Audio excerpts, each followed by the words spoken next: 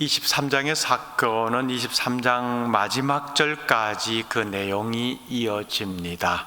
그러나 우리가 시간 관계상 6절까지만 이렇게 함께 읽었습니다. 믿음의 조상이라고 불리우는 아브라함, 그의 신앙은 정말 대단합니다.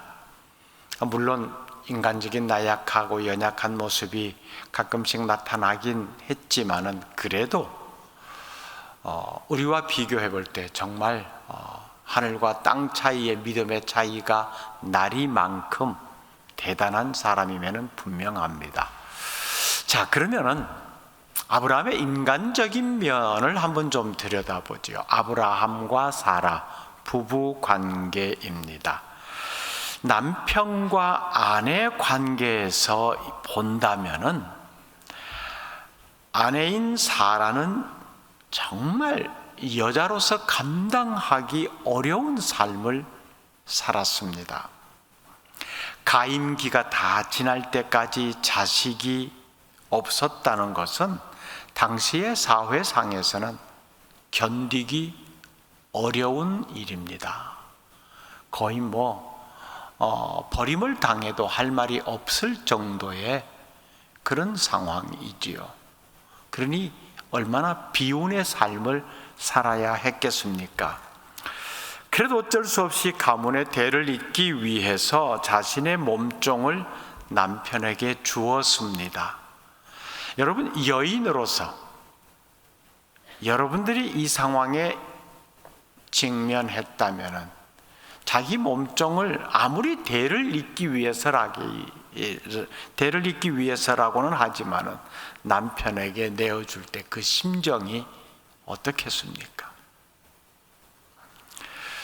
그런데 또 하필이면 또 그 내어준 몸종이 임신을 했네요. 더 속이 뒤틀립니다. 임신을 하자 이 몸종의 태도가 조금씩 달라지기 시작했지요. 말투도 달라지고 보는 눈빛도, 분명히 자기의 신부는 여전히 몸종인데 마치 자기가 주인인 양 행세를 하는 듯한 이 모습에 또 한 번 속이 뒤틀립니다. 얼마나 스트레스가 심했겠어요. 그런데 그 몸종에게서 아들이 태어나자 이건 완전히 이제 상전이 된 겁니다. 여전히 신부는 몸종인데 자기 주인은 사라인데 주인을 종 보듯이 그렇게 보는 겁니다. 이 상황 속에 처해 있는 여인 사라, 사는 날 하루하루가 어떻겠어요? 아무리 가문의 대를 잇는 아들이 태어났다고 하지만은 이게 대가 끊기지 않아서 참 좋다라고 하는 생각이 들겠어요? 아마 이런 상황 속에서 하나님께서 이 가정사에 개입하지 않으셨다면은 아브라함과 사라는 남남이 되었을 것도 같습니다. 아브라함은 그냥 대를 이을 아들이 태어났다고 하는 이 사실 하나만으로 그냥 좋은 거예요. 자기의 아내 사라가 얼마나 심적 고통을 당하고 있는지 제대로 헤아리질 못합니다. 부부 관계로서 남편 아브라함, 아내 사라, 이 관계로서만 본다면 아브라함, 믿음의 조상, 굉장한 타이틀이지요. 그런데 남편으로서는 사실 자격 없는 사람이에요. 당시로서는 여자에게 결혼이 갖는 가장 큰 의미는 내 생의 모든 것을 이 남자에게 맡긴다 하는 것이었거든요. 그게 모든 생사여탈권까지 남편에게 다 맡기는 것이 여인에게서는 결혼이 갖는 의미였습니다. 그렇게 아브라함은 자신에게 모든 것을 맡긴 그 여인 아내를 남의 남자에게 건네주기를 한 번도 아니고 2번씩이나 했잖아요. 당신은 내 아내 아니야. 이런 남자를 평생 남편으로 모셨겠죠. 살아가는 여인의 그 생애가 어떻겠냐는 말입니다. 그럼에도 불구하고요, 성경은 이 사라가 남편을 어떻게 대했는지 우리의 현실적 상황으로는 이해가 안 될 정도로 표현하고 있습니다. 베드로전서 3장에 보면은 사라가 아브라함을 주라고 칭하면서 순종한 여인으로 그렇게 증거하고 있습니다. 사회상의 모습 때문에 그걸 거스를 수 없어서 그랬는지, 정말 그런 일이 있음에도 불구하고 내 남편이다라고 하는 남편에 대한 절대적 신뢰를 가져서 그랬는지 그건 잘 모르겠어요. 요즘 같으면 어림도 없는 일입니다. 그렇죠? 그러고 보면 사라는 아브라함에게 과분한 아내였어요. 과분한 아내였습니다. 정말 과분한 아내였어요. 그게 이제 나중에서야 아브라함이 아내 사라가 자기에게 얼마나 소중한 존재였는가 하는 것을 깨닫게 되었습니다. 그렇게 비운의 여인으로 삶이 마감될 뻔한 사라에게 하나님은 웃음을 주셨죠. 이삭을 주신 겁니다. 이삭을 낳고 사라가 이렇게 외쳤지 않습니까? 하나님이 나를 웃게 하셨으니 이 사실을 듣는 자 모두가 다 나와 함께 웃으리로다. 잃었던 웃음을 되찾은 거죠. 그렇게 비운으로 끝날 뻔했던 여인의 생애를 전화위복시켜 주신 하나님의 은혜가 있었고, 그 은혜로 다시 잃어버렸던 웃음도 되찾아 행복한 삶을 살던 사라가 죽었습니다.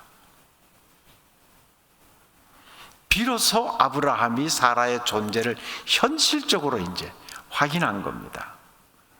2절에 보면 사라가 가나안 땅 헤브론 곧 기럇 아르바에서 죽음에 아브라함이 들어가서 사라를 위하여 슬퍼하며 애통하다가, 아픈 마음을 표현할 이 단어가 이것밖에 없는 거. 애통한다는 것은 창자가 끊어질 듯한 아픔을 느끼는 겁니다. 아마 이 순간에는 남편으로서 아브라함이 아내에게 내가 어떤 몹쓸 짓을 했는지 그 기억이 떠올랐을 거예요. 그래, 얼마나 미안한 마음도 가졌겠고, 그 상황을 이해해 준 아내가 얼마나 또 고마운 마음도 들었겠고, 그런데 이제 이삭을 통해서 행복한 삶을 더 길게 누릴 줄 알았는데 아내가 곁을 떠난 겁니다. 그렇게 절규합니다. 애통합니다. 하지만 마냥 그렇게 있을 수는 없잖아요. 정신을 가다듬고 장례를 치를 준비를 합니다. 그런데 문제는 아브라함은 지금 나그네로 낯선 이방 사람들의 땅에 와서 살고 있다는 거예요. 매장지가 없다는 말입니다. 하나님으로부터 야, 너 본토 친척 아비집을 떠나라, 내가 너한테 지시할 땅으로 가라 하는 명령을 받고 알겠습니다, 그러겠습니다 하고 떠났는데, 그 세월이 1, 2년 지난 것도 아니고 수십 년의 세월이 지났는데 아직까지 땅 한 평 갖고 있지 못합니다. 사라가 죽을 때까지도 말입니다. 사실 하나님께서 아브라함을 가나안으로 인도하셨지요. 그리고 그때 세겜 땅 모래 상수리 나무에 이르렀을 때 아브라함에게 야, 이 땅 네 거다, 너한테 줄 거다 라고 약속하셨습니다.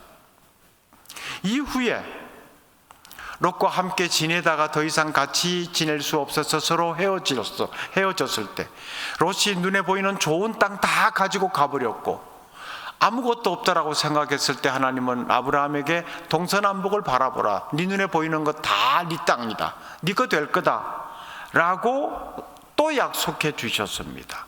그런데 막상 아내가 죽어서 매장지를 찾으려고 하니까 아직까지 자기 땅 하나 없는 거예요.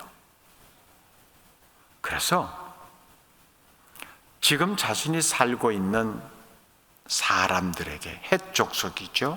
이 사람들에게 상황이 이만저만 되어 있는데 내 아내를 매장할 땅 좀 주시오 라고 요청을 합니다.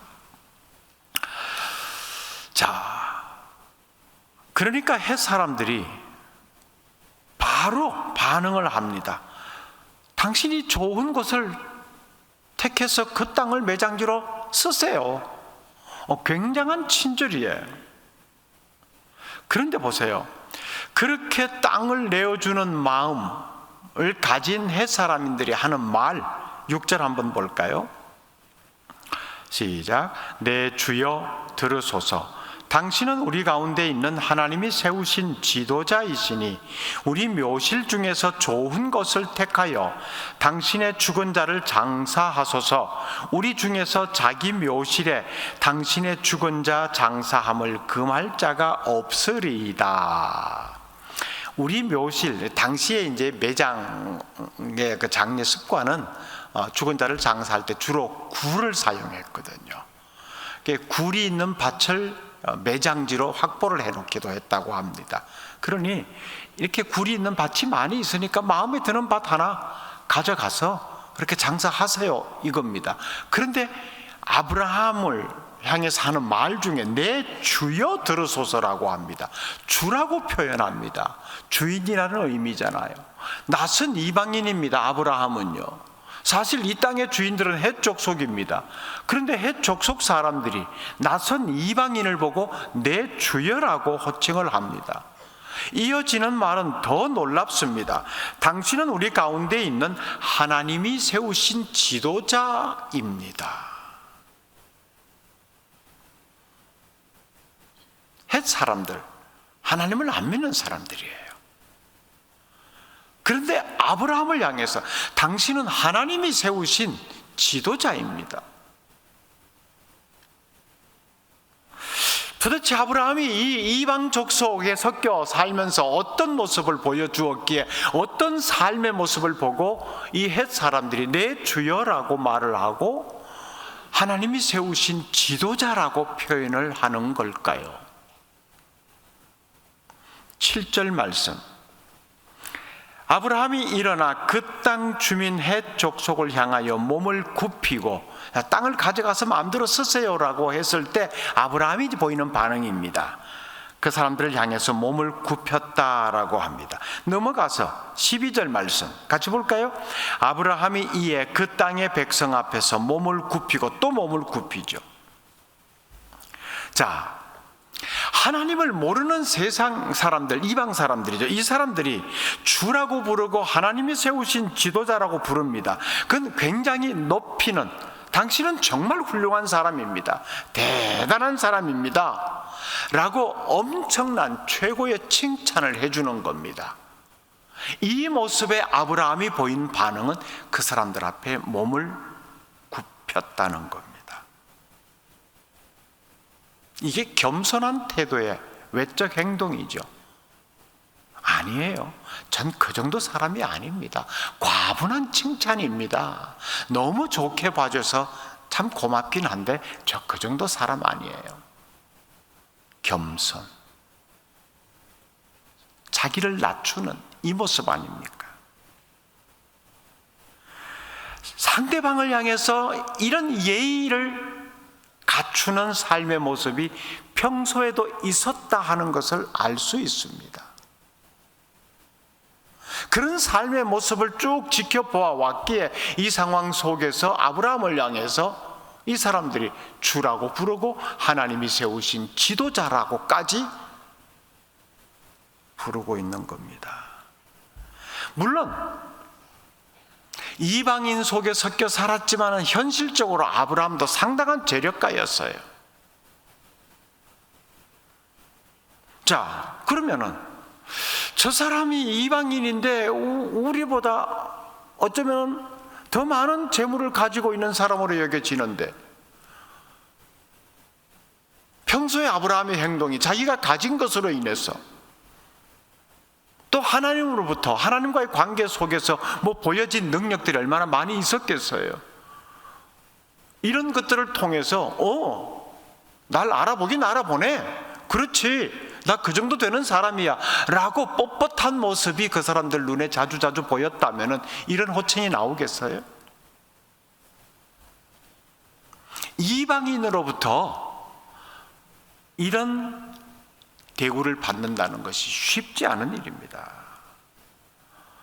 여러분, 하나님에 대한 믿음이라고 하는 것은요, 하나님 앞에서뿐만이 아니라 그 하나님에 대한 믿음을 가지고 다른 사람을 대하는 태도에서도 당연히 나타나야 됩니다.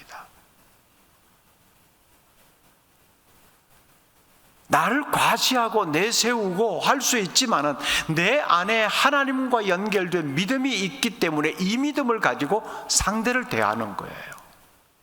하나님을 믿는다고 하면서 사람에 대해서 교만하고 무례하고 함부로 하는 사람, 이건 뭔가 잘못된 거예요.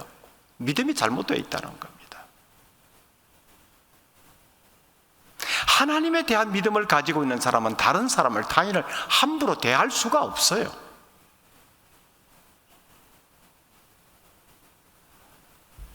그게 진정한 믿음이거든요. 그러니까 우리가 이웃을 사랑한다고 하는데 그 근본적인 출발점이 거기 있는 거예요. 하나님을 사랑하는 마음이 내 안에 있기 때문에, 이 사랑이 믿음과 연결되어 있잖아요. 그걸 가지고 있기 때문에 다른 사람을 사랑할 수 있는 겁니다. 사랑해야 되는 거예요. 아브라함이 그 낯선 땅에 살면서 하나님을 모르는 그 이방 사람들과 섞여 살면서 자신은 철저히 하나님과의 관계, 이걸 지켜가고 있었잖아요. 그 관계 속에서 이방 사람들을 대했다는 것을 알 수 있습니다. 겸손하게, 친절하게, 예의 바르게 말입니다. 헤브론에서 아브라함이 살아갔던 이 삶의 모습이 자세하게 성경에는 뭐 설명되어 있지 않지만 이 짧은 표현을 통해서 그들을 향해서 몸을 굽혔다라고 하는 이 표현에 담긴 의미를 통해서 오늘 우리에게 큰 도전이 되고 있습니다. 오늘날 많은 그리스도인들은 점점 세상 사람들로부터 비난을 받습니다. 조롱의 대상이 되고 있습니다.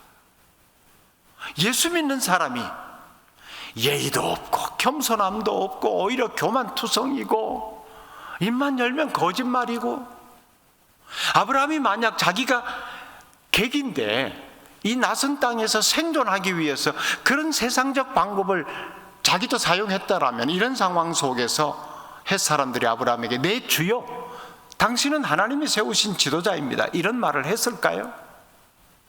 어림도 없습니다. 오늘날 그리스도인들이 세상으로부터 욕을 얻어먹는 이유가 바로 여기에 있습니다. 아브라함처럼 헤브론적인 삶을 살지 못하고 있기 때문입니다.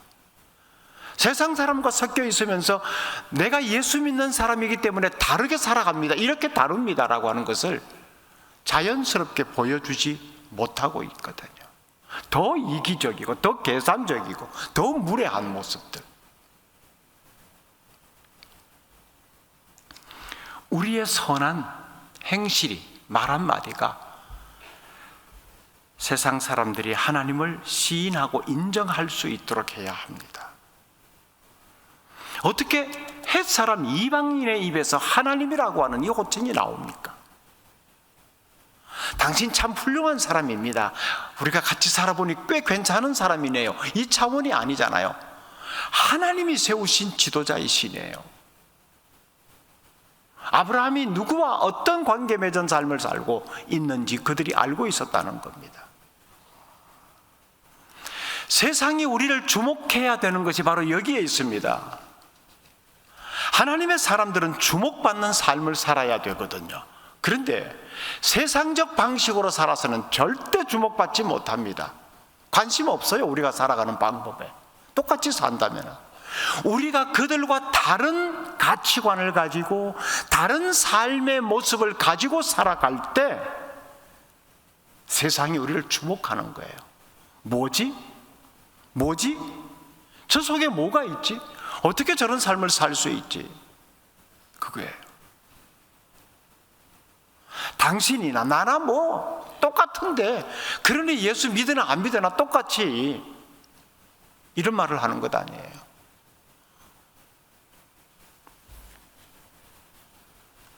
아브라함의 헤브론적 삶, 정말 우리에게 도전이 됩니다. 자, 어쨌든 아브라함은 그렇게 해서 해쪽 속의 매장지를 공짜로 쓰라는 제안을 받았지만은요, 점잖게 거절을 합니다. 충분히 당신들의 호의를 제가 기꺼이 감사하게 받아들이겠습니다 라고 할 만한데, 아니요, 내가 정당하게 값을 주고 땅을 좀 샀으면 합니다. 이 땅이 괜찮은 것 같은데 값이 얼마입니까? 라고 물은 겁니다. 그 땅 주인이 은 400세겔만 주시오 라고 합니다. 알겠습니다 하고 은 400세겔을 주고 그 땅을 삽니다. 은 400세겔, 이게 얼마겠어요? 여러분 한번 상황적으로 생각해 봅니다. 이 사람들이 아니요, 그냥 마음에 드는 땅 그냥 하나 가져가서 편하게 쓰세요. 아브라함이 아니에요, 제가 값을 지불하고 살게요. 그럼 그냥 쓰시라니까요. 돈을 지불해 드릴게요. 그러면은 그냥 조금만 주세요. 은 400세겔요. 조금만 주세요. 은 400세겔입니다. 이 은 400세겔이 요즘 돈으로 환산하면 1억 6천만 원이에요. 나쁜 사람들이에요. 조금 그냥 공짜로 쓰세요라고 해놓고 조금만 주세요라고 하더니 1억 4천만 원을 챙겨갔어요. 그럼 아브라함도 계산이 되죠. 아니 공짜로 쓰라고 하더니 1억 6천만 원을 내는 1,600만 원도 아니고, 그러면 그냥 절반으로 자릅시다라고 흥정할 만한데 아무 소리 안 하고 은 400세겔을 건넵니다. 왜 아브라함이 그냥 준다라고 하는데도 굳이 돈을 주고 그 땅을 샀을까?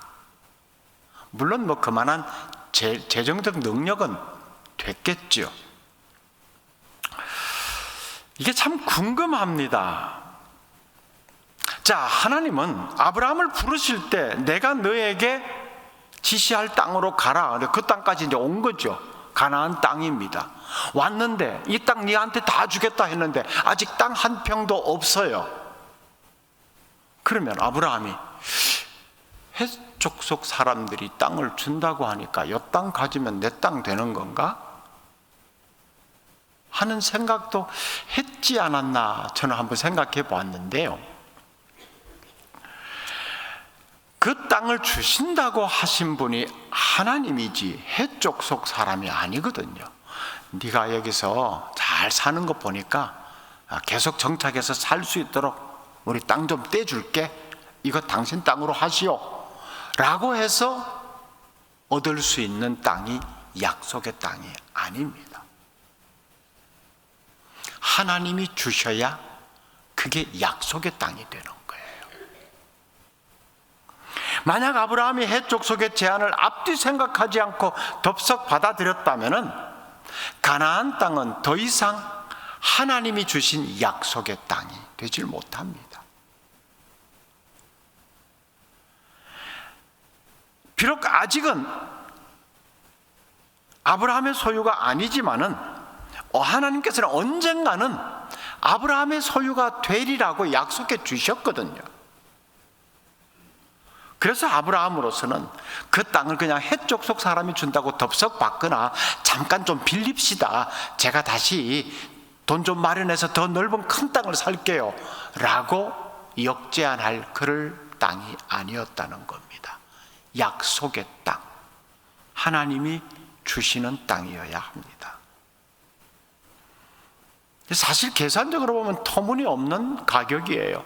그런데도 아브라함은 아무 소리 안 하고 그 값을 지불합니다.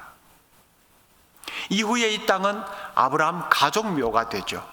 아내 사라가 제일 먼저 묻히고 아브라함 자신도 거기 묻히고 이삭과 아내 리브가와 레아와 야곱까지 계속 장사가 됩니다.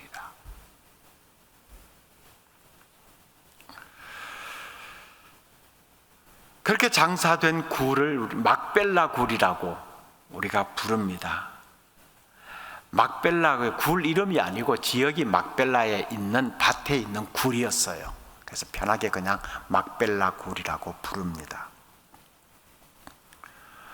어떻게 보면은 지금 상황 속에서 아브라함이 자신이 돈을 주고 산 그 땅은 사실 아주 작은 영역입니다. 굉장히 작은 땅입니다. 이후에 아브라함의 후손들이 결국 이제 애굽까지 내려가서 거기서 오랫동안 종살이 하다가 다시 하나님이 이끌어내죠. 약속의 땅으로 이끄십니다. 그 약속의 땅이 어디예요? 가나안으로 다시 돌아오잖아요. 하나님이 주신 땅입니다. 그들의 땅입니다. 그들의 땅. 그 초석을 마련해 놓은 겁니다. 그러니까 단순히 돈을 주고 산 이 땅이 아내 사라의 장사를 위해서 구입한 땅이 아니었다는 겁니다. 그 이상의 의미를 가지고 있습니다. 돌아갈 고향 하나님께서 만들어 놓으신 거지요. 그 의미를 담고 있습니다. 하나님은요, 우리 인생들이 돌아갈 자리 마련해 놓고 계십니다. 그 돌아갈 자리가 어디인지 우리는 잘 알잖아요.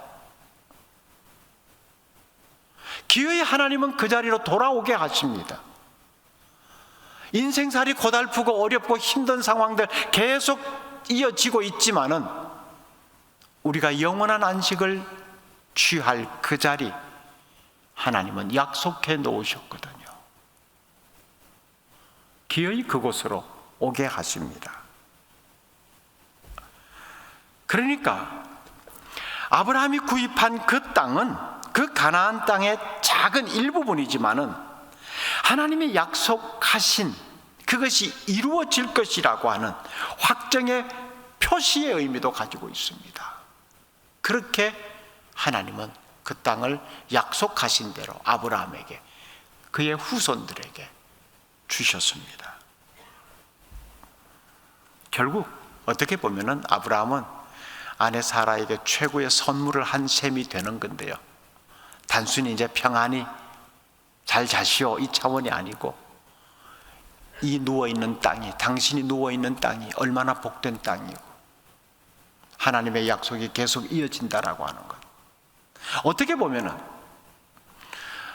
하나님은 아브라함에게 야, 너 자손 하늘의 별같이 모래알같이 많게 해주겠다라고 했는데 사실 그들의 현실적인 삶 속에서는 아들 이삭 하나 낳고 말았잖아요. 둘, 셋 정도까지는 낳아줘야 뭐 그래도 좀 약속이 이어질까 보다 생각할 수 있는데 아들 하나 낳고 끝나버렸어요. 그것도 이삭이 장가가는 것도 보지 못하고 말입니다. 근데 무슨 약속이 또 계속 이어져요? 인간의 수명은 거기서 끝났지만은, 사라는 죽음을 맞이했지만은 하나님의 약속은 계속 진행형으로 이어져 갔던 거죠.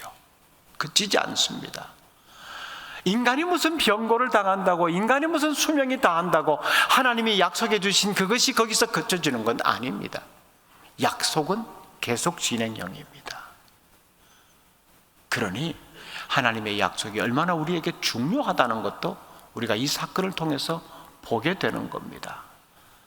단순히 사건적으로는 아브라함이 아내 사라의 죽음을 맞이해서 매장지 하나 구입하는 이 상황을 본문 창세기 23장이 설명하고 있지만은 왜 이 매장지이어야 했던가?